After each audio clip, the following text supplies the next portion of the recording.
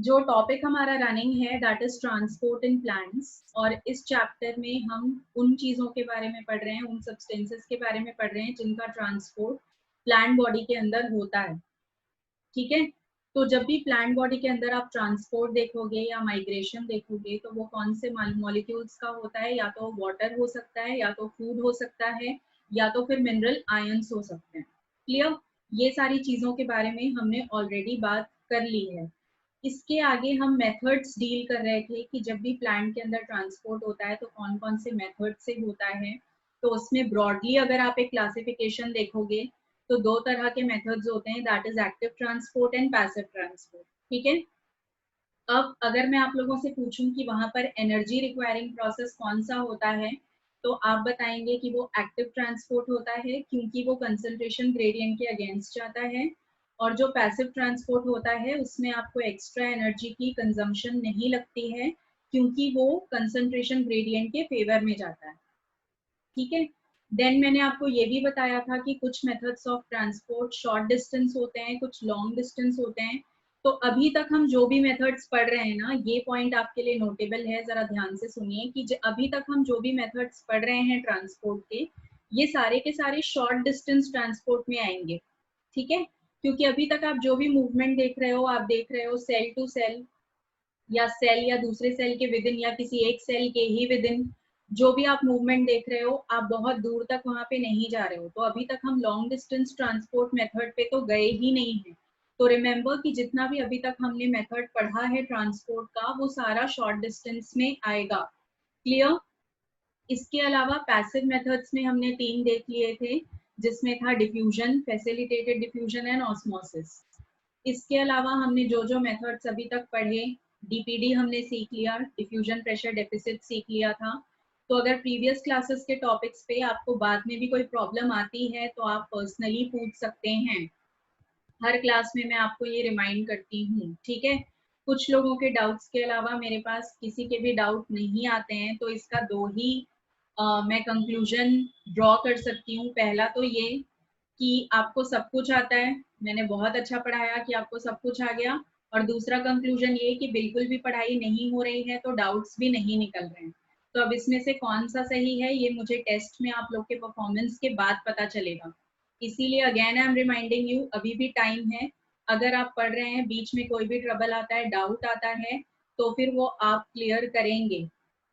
ठीक है, और इसके अलावा मैं आपके लिए एक हेल्प करने वाली हूँ। वो मैं क्या हेल्प करने वाली हूँ कि आज मैं आपको इसका एक शीट दे देने वाली हूँ, इस चैप्टर का वर्कशीट या डीपीपी, जो आप साथ साथ सॉल्व करिए। तो जो भी टॉपिक्स हमारे पॉकेट टेस्ट में आने वाले हैं, आपके लिए उसकी प्रैक्टिस हो जाएगी। ठीक है, तो let us proceed then. This is a gist of the class in front of you, जिसमें आप देख रहे हैं कि कौन कौन से टॉपिक आज की क्लास में डील होंगे। आज की क्लास में जो टॉपिक्स डील होने वाले हैं उस पर आप खास फोकस रखिएगा जरा सा। और वो फोकस आपको इसीलिए रखना इम्पॉर्टेंट है क्योंकि यहाँ वाटर पोटेंशियल की बात होने वाली है। और जब भी हम वाटर पोटेंशियल की बात करते हैं तो आपको पता होना चाहिए कि वाटर पोटेंशियल जो होता है that is one of the most important topics of this chapter. ठीक है, इस चैप्टर का बहुत ही इंपॉर्टेंट टॉपिक होता है और इसको ध्यान से समझिएगा, बहुत आसान है, इसमें बहुत ज्यादा कॉम्प्लेक्सिटी नहीं है। Then plasmolysis and deplasmolysis के बारे में सीखेंगे। प्लाज्मोलिसिस का थोड़ा सा आपको एक ओवरव्यू मिला था जब हम ऑस्मोसिस पढ़ रहे थे, जब वहां पर हम टाइप्स ऑफ सॉल्यूशंस देख रहे थे। ठीक है, तो फिर ये सारी चीजें आज हम डील करेंगे। बहुत ज्यादा बात नहीं करेंगे क्योंकि वाटर पोटेंशियल को ही तरीके से समझने में आपको थोड़ा समय जाएगा। प्लाज्मोलिसिस एंड डी प्लाज्मोलिसिस तो आपके लिए बहुत ईजी होगा समझना। ठीक है, तो लेट अस स्टार्ट देन। यहाँ पे जो भी अभी तक हमने देखा है, ऑस्मोटिक प्रेशर या ऑस्मोटिक पोटेंशियल की हमने बात की थी, थोड़ा सा उन कंसेप्ट्स को क्लियर रखिएगा दिमाग में, क्योंकि जब वाटर पोटेंशियल समझेंगे तो आपको उसकी जरूरत लगेगी। अब ये जो आपका नोट्स है, जो आपको हर क्लास में मैं सामने रख के समझाती हूँ, आज हम थोड़ा सा मेथड चेंज करेंगे वाटर पोटेंशियल को समझने के लिए। First of all we are going to clear the concept, और उसके बाद में आपको नोट्स पढ़ने के लिए यहाँ पे वापस लेके आऊंगी। ठीक है, तो सबसे पहले हम समझ लेते हैं कि वाटर पोटेंशियल एग्जैक्टली होता क्या है। क्लियर? तो यहाँ पे ध्यान से सुनिए और जो मैं आपको बोलूंगी वो चीजें आपको यहाँ पे इमेजिन करते जानी है और आपको आंसरेबल भी होना है। जो भी क्वेश्चंस आपके ऊपर थ्रो किए जाएंगे आपको तुरंत उसका आंसर देना है, तभी आप इस टॉपिक को बेटर समझोगे। ठीक है, suppose we have a container right here. यहाँ पे हमारे पास एक कंटेनर है, ठीक है। अब आप इमेजिन कर लीजिए कि इस कंटेनर के अंदर हमने क्या फिल करके रखा हुआ है। हमने यहाँ पर फिल करके रखा है सिर्फ और सिर्फ वाटर। इसके अंदर क्या भरा हुआ है, सिर्फ और सिर्फ वाटर है हमारे पास। ठीक है, तो अब आप मुझे बताइए कि यहाँ पे सिर्फ वाटर है, इसका मतलब क्या हुआ कि अगर आपसे पूछा जाए कि यहाँ सॉल्यूट का क्या रोल है, तो आप बोलोगे कुछ नहीं, क्योंकि सॉल्यूट तो यहाँ पर प्रेजेंट ही नहीं है। First thing. अब आप मुझे बताइए कि अगर यहाँ पे सॉल्यूट नहीं है, ठीक है, तो वाटर के जो मॉलिक्यूल्स हैं वो यहाँ अंदर मूवमेंट शो करेंगे या नहीं करेंगे? यस और नो? ये जो वाटर के मॉलिक्यूल्स अंदर हैं ये मूव करेंगे या नहीं करेंगे? Very good, obviously they are going to move. अब आप इमेजिन करो कि जब कोई भी मॉलिक्यूल मूव करता है, चाहे वो वाटर का हो, आई मीन किसी सॉल्वेंट का हो, या फिर वो किसी सॉल्यूट पार्टिकल का हो, जो गैस हो सकता है, सॉलिड हो सकता है, कोई भी मॉलिक्यूल हो सकता है। If the molecules are moving, यहाँ पे बहुत सारे मॉलिक्यूल कंटेनर के अंदर हैं और ये मूव कर रहे हैं, तो इनके पास कौन सी एनर्जी होगी? Energy at motion. ये जो मॉलिक्यूल्स मूव कर रहे हैं इनके पास कौन सी एनर्जी होगी?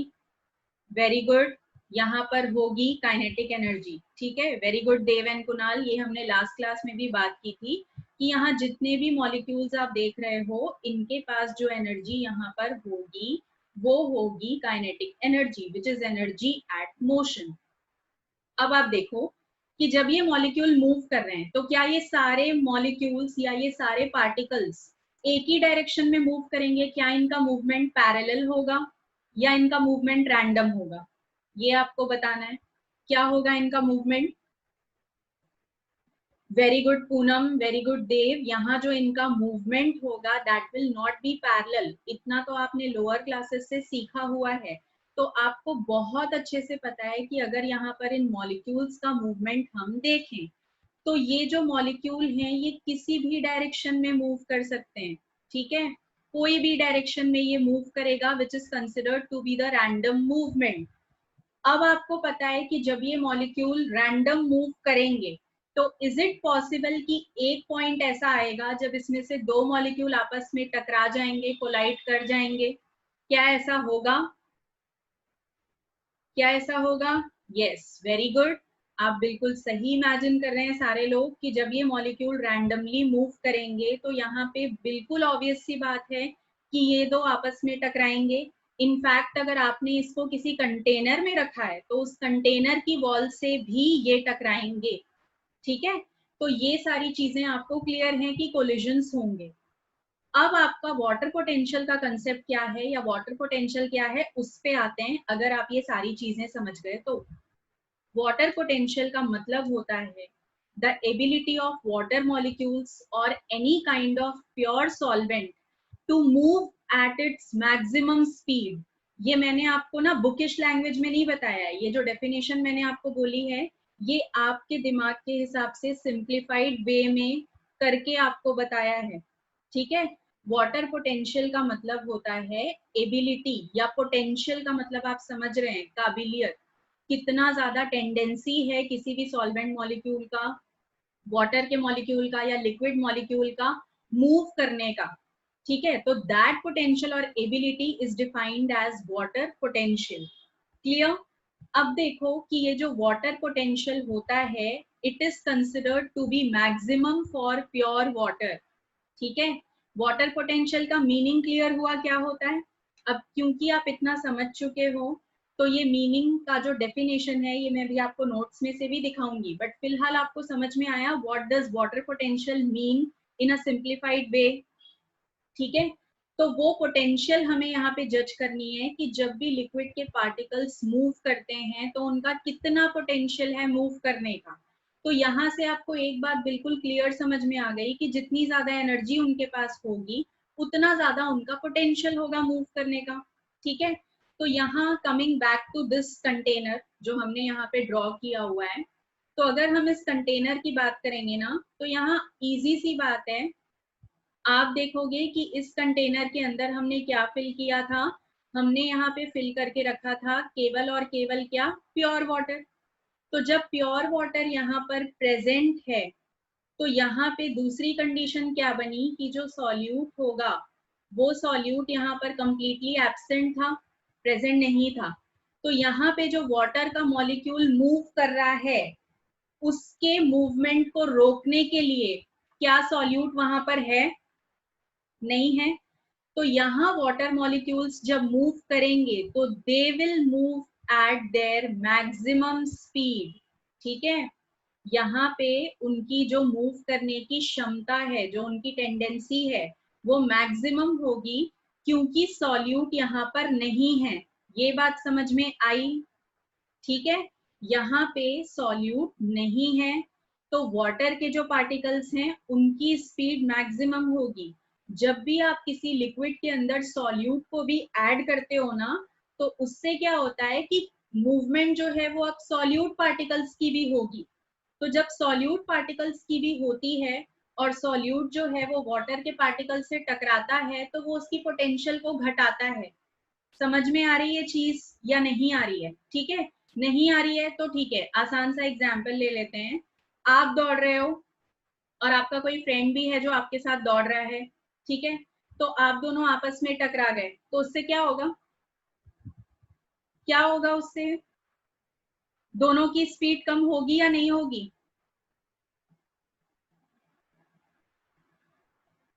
दोनों की स्पीड कम होगी ना।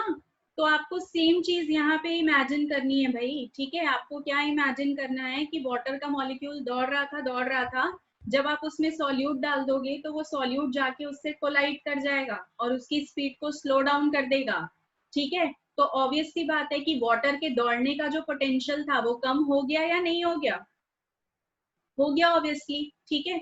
तो यहाँ पे वही चीज मैं आपको क्लियर करना चाह रही हूँ कि जब वहां पर प्योर वाटर है तो वहां पे कोई भी सॉल्यूट प्रेजेंट नहीं है, मतलब उसके पार्टिकल्स जब यहाँ वहां भागेंगे या मूवमेंट शो करेंगे या उनकी जो काइनेटिक एनर्जी होगी दैट विल बी मैक्सिमम, ठीक है। तो जब इनके पास मैक्सिमम होता है एनर्जी, मैक्सिमम होता है इनका स्पीड, तो यहाँ पर मैक्सिमम होगा इनका वाटर पोटेंशियल भी, ठीक है।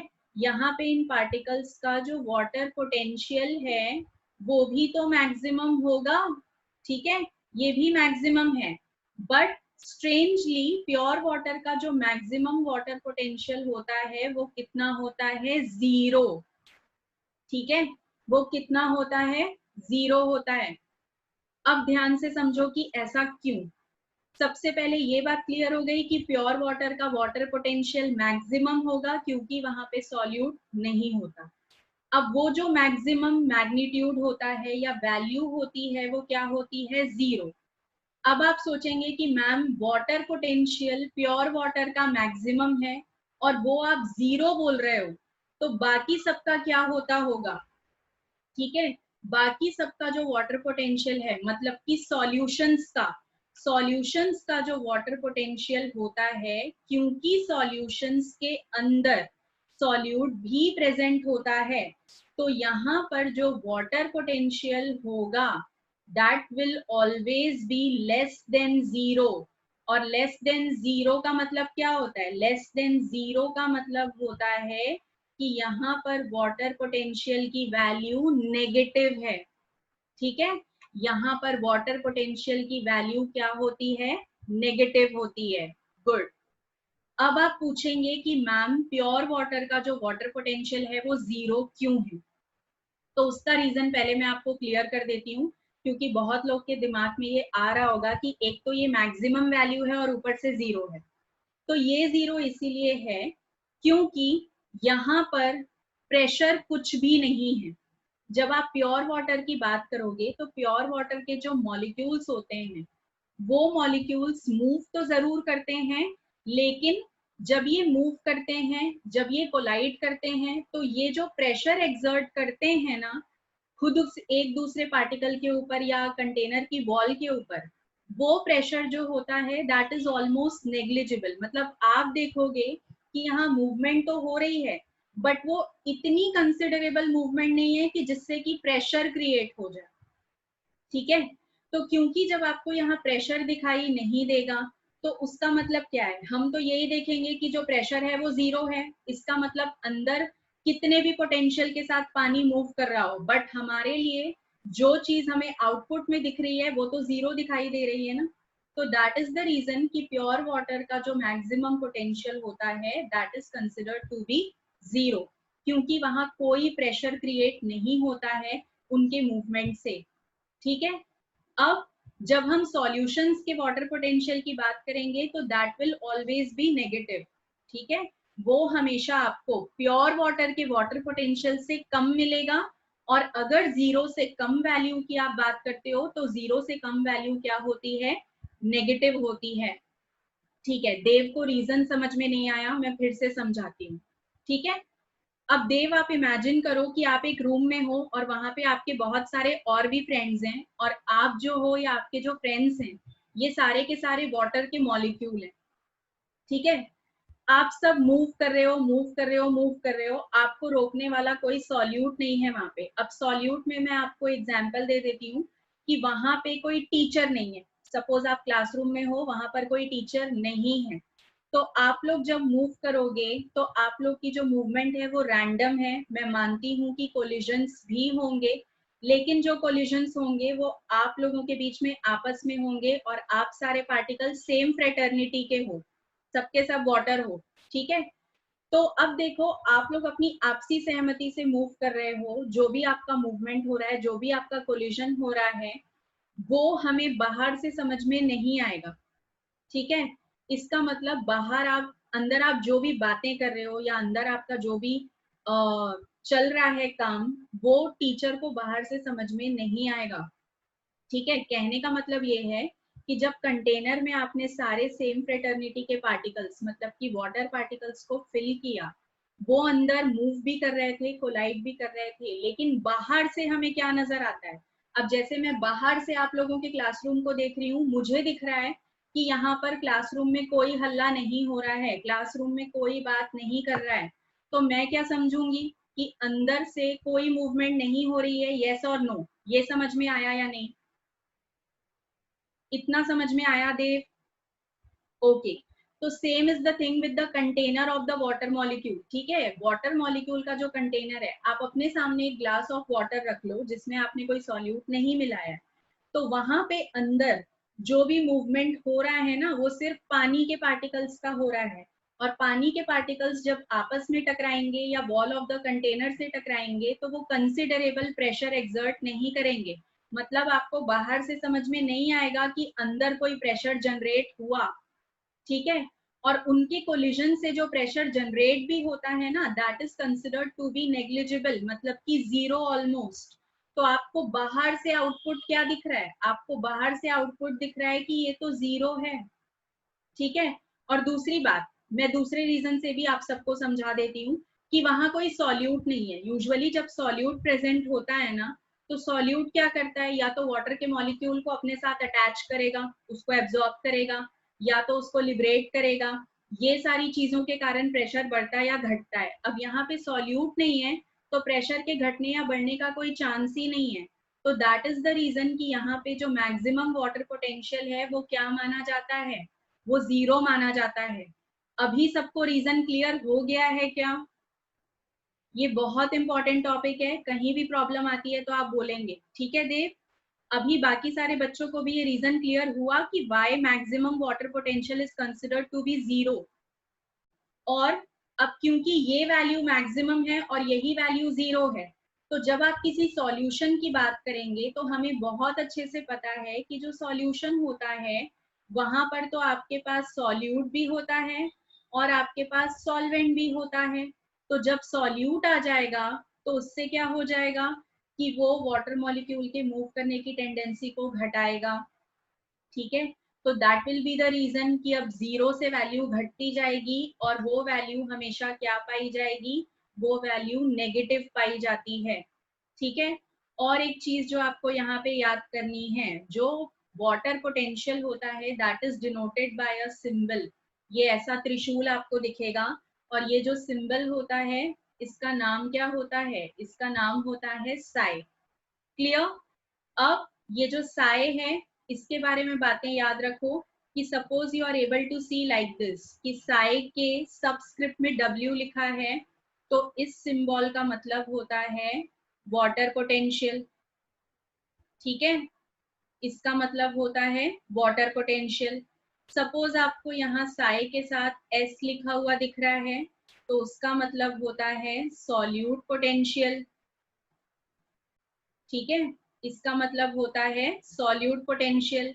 सपोज यहाँ आपको साई के साथ क्या लिखा हुआ दिख रहा है? P लिखा हुआ दिख रहा है, तो इसका मतलब होता है प्रेशर पोटेंशियल।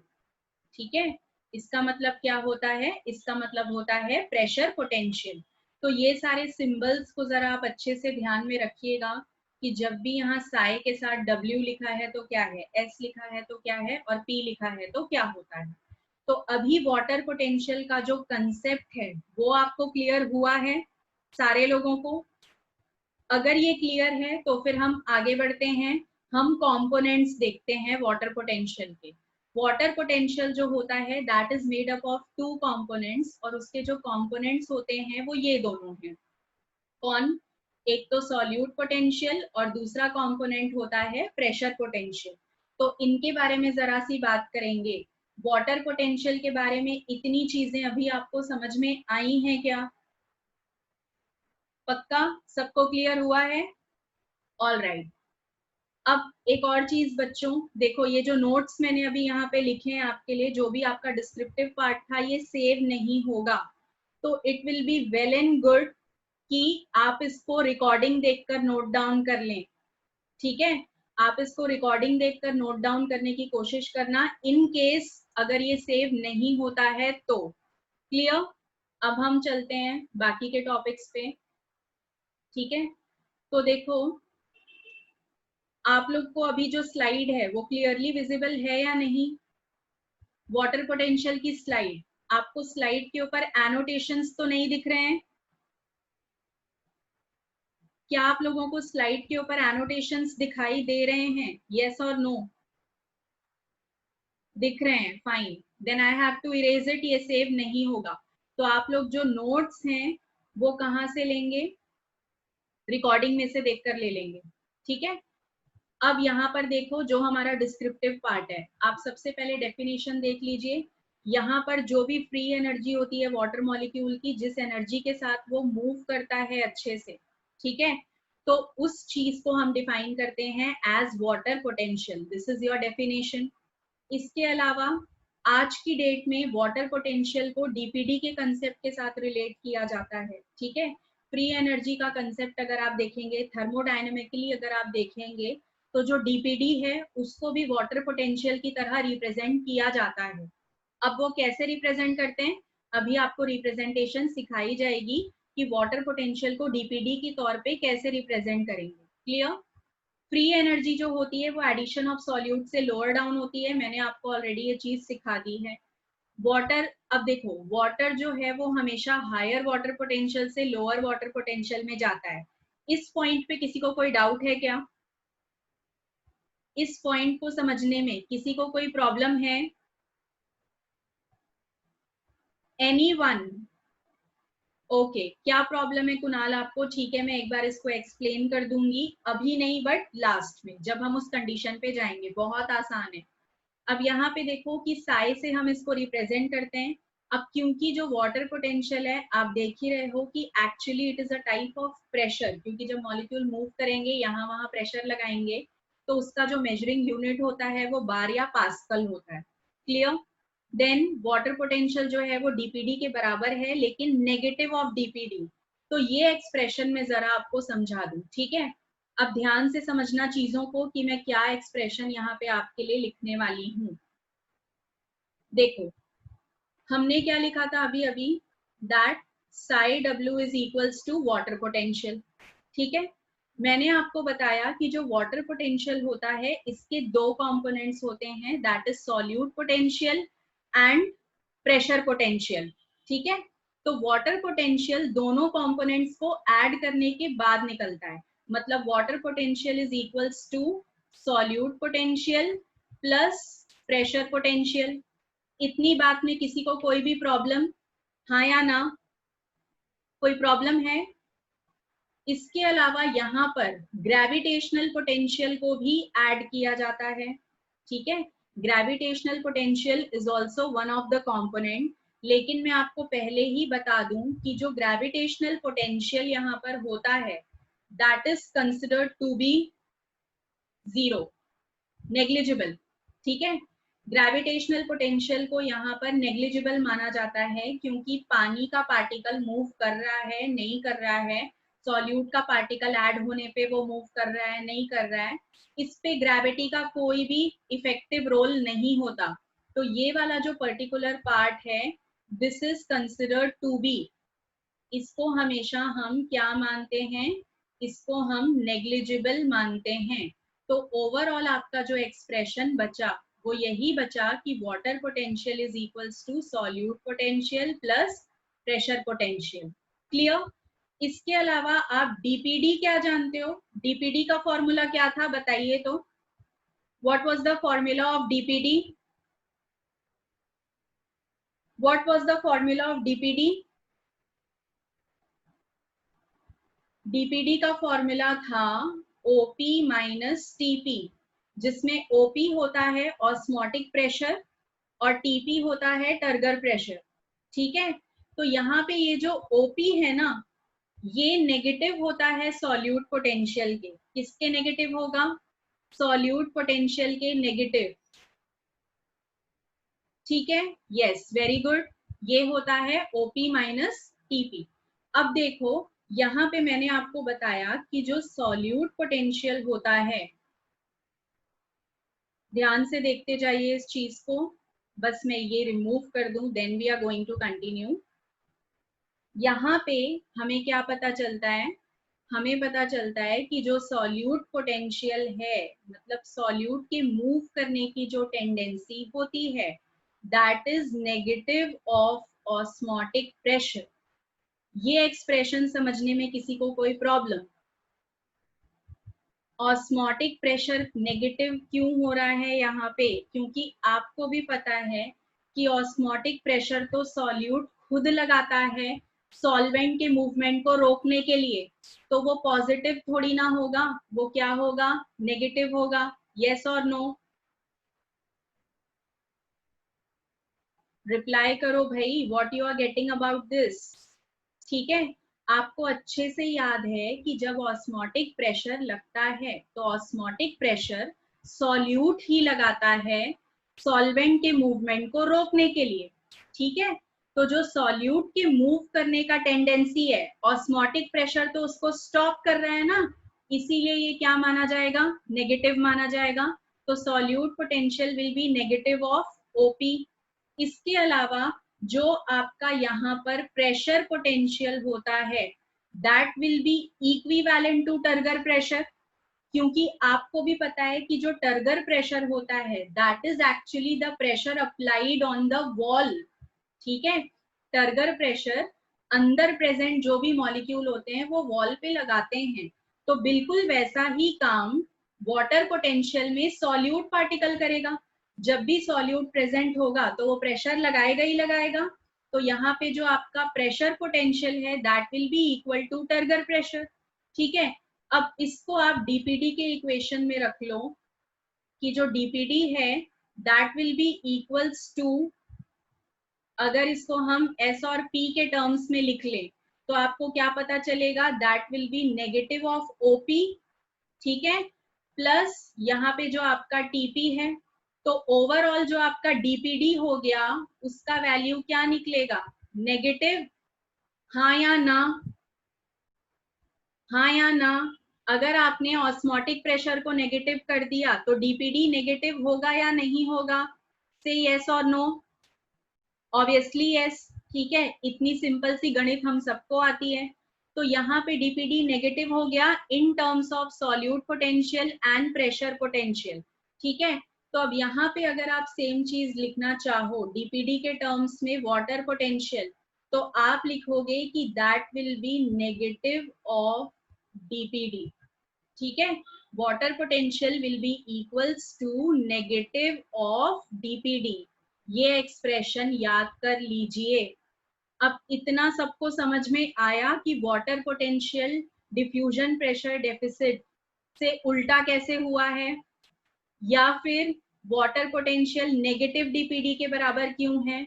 यहाँ तक सबको क्लियर हुआ है? पूनम, कुणाल, देव, पार्थ, जितने भी बच्चे यहाँ पर हैं, क्या आप सब लोग को ये चीज क्लियर हुई है? फिर मैं आपको आगे समझाऊंगी।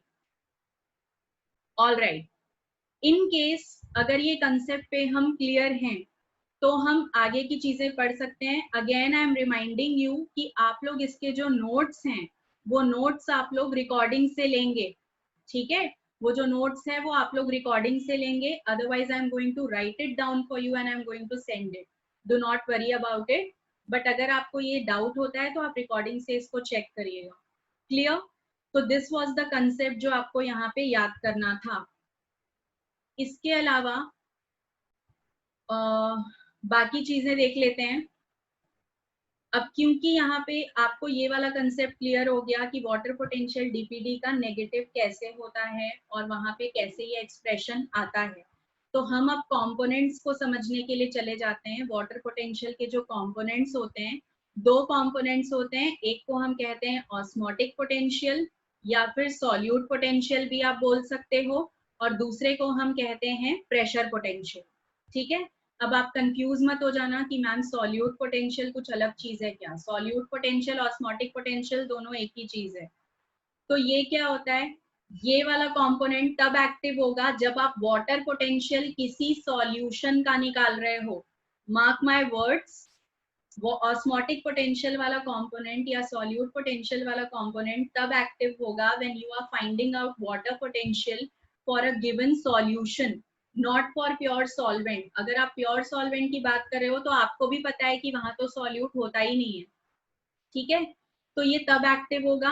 और वाटर पोटेंशियल जो है वो नेगेटिव होता है इन प्रेजेंस ऑफ सॉल्यूट, ठीक है। जब भी सॉल्यूट आएगा तो वो क्या करेगा, वो वहां पर आके वाटर मॉलिक्यूल के मूव करने की टेंडेंसी को घटाता है। And that is the reason कि जब ऑस्मोटिक पोटेंशियल या सॉल्यूट पोटेंशियल की आप बात करोगे, वहां पे सॉल्यूट आ जाएगा तो solute is going to lower down the value of water potential, ठीक है। अब थर्मोडायनेमिकली अगर आप इसको समझो तो आप क्या समझोगे कि जब भी सॉल्यूट को हम किसी सॉल्यूशन के अंदर ऐड करते हैं, ठीक है, तो उससे क्या होगा कि अब वहां पे सॉल्यूट भी मूव करना स्टार्ट करेगा।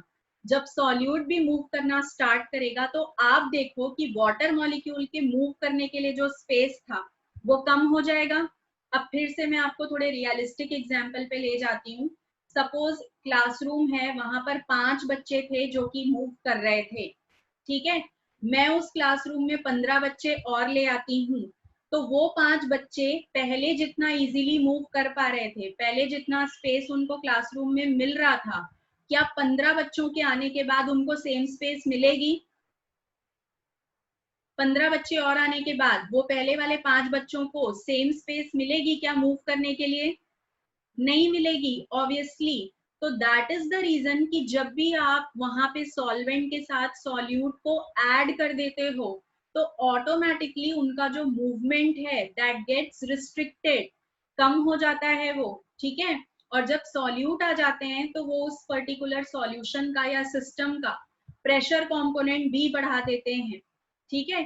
तो दैट इज द रीजन कि मूवमेंट तो जरूर डाउन हुआ, लेकिन जब सॉल्यूट आ जाएगा तो वो वाटर पोटेंशियल को, मतलब वाटर मॉलिक्यूल के मूव करने के टेंडेंसी को डाउन कर देगा। तो दैट इज द रीजन कि सॉल्यूट पोटेंशियल से वाटर पोटेंशियल नेगेटिव हो जाता है, ठीक है, क्योंकि फ्री एनर्जी मॉलिक्यूल्स की कम हो जाएगी। अगली बात है प्रेशर पोटेंशियल। प्रेशर पोटेंशियल अगर आप देखेंगे तो it is equivalent to the turgor pressure. मैंने अभी अभी आपको वो जो एक्सप्रेशन डिराइव करके दिखाया था उसमें मैंने आपको ये चीज एक्सप्लेन की थी कि ये टर्गर प्रेशर के बराबर होता है। अब जो टर्गर प्रेशर है दैट इज पॉजिटिव प्रेशर, ठीक है, क्योंकि वो तो सॉल्यूट के जो पार्टिकल्स हैं वो वॉल पे लगाने वाले हैं, क्योंकि अंदर काफी सारे पार्टिकल्स हो गए हैं, उसमें नेगेटिव होने का कोई चांस नहीं है। प्लस मैं आपको बता दूं कि जो टर्गर प्रेशर होता है वो किसी प्रोसेस को स्टॉप नहीं करता, उसका फीडबैक नेगेटिव नहीं होता है, ठीक है। तो दैट इज द रीजन कि यहाँ पे जो प्रेशर पोटेंशियल है that will be available with the positive sign. All right, तो यहाँ पे अगर आप इन दोनों कंपोनेंट्स को ऐड करोगे तब आपको क्या मिलेगा, तब हमें मिलेगा complete water potential of the system, ठीक है। अब देखो यहाँ पे एक और वर्ड आपके लिए यूज किया गया है जिसको हम कहते हैं मेट्रिक पोटेंशियल। तो आप मेट्रिक पोटेंशियल लिखो या फिर यहाँ पर आप ग्रेविटेशनल पोटेंशियल देखो, ये दोनों के दोनों यहाँ पर नेग्लिजिबल होते हैं, मैंने आपको पहले भी बताया है।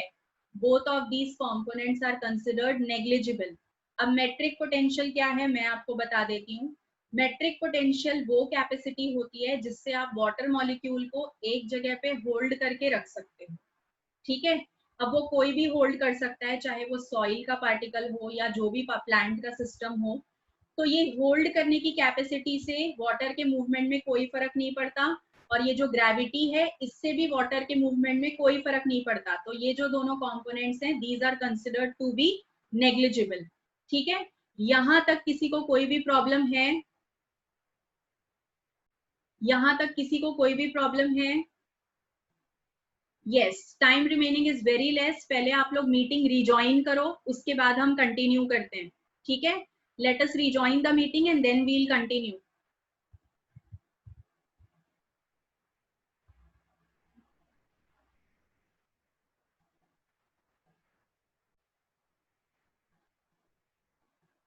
रिजॉइन करिए।